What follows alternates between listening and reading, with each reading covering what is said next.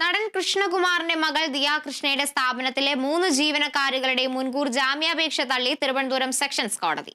സ്ഥാപനത്തിൽ നിന്നും സാമ്പത്തിക തട്ടിപ്പ് നടത്തിയ കേസിലാണ് പ്രതികളായ വിനീത, ദിവ്യ, രാധ എന്നിവരുടെ മുൻകൂർ ജാമ്യാപേക്ഷ തള്ളിയത്. അതേസമയം ജീവനക്കാരികൾ നൽകിയ തട്ടിക്കൊണ്ടുപോകൽ കേസിൽ കൃഷ്ണകുമാറിനും ദിയയ്ക്കും ജാമ്യം അനുവദിച്ചു.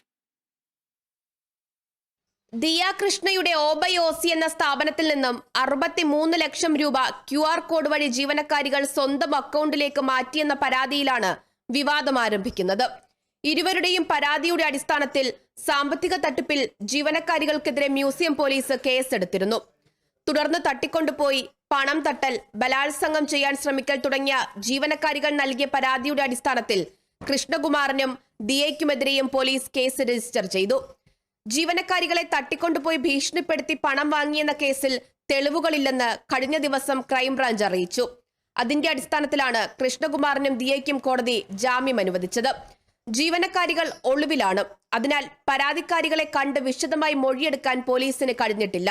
ശേഖരിച്ച തെളിവുകളിൽ നിന്നും പരാതി സ്ഥിരീകരിക്കാൻ കഴിഞ്ഞിട്ടില്ലെന്നും ക്രൈംബ്രാഞ്ച് കോടതിയെ അറിയിച്ചിരുന്നു. അതേസമയം ജീവനക്കാരികൾ സാമ്പത്തിക തട്ടിപ്പ് നടത്തിയതിന് തെളിവുകൾ ലഭിച്ചിട്ടുണ്ടെന്ന് ക്രൈംബ്രാഞ്ച് അറിയിച്ചതിനെ തുടർന്ന് മൂവരുടെയും മുൻകൂർ ജാമ്യാപേക്ഷ തിരുവനന്തപുരം സെഷൻസ് കോടതി തള്ളി. Kerala vision news, Thiruvananthapuram.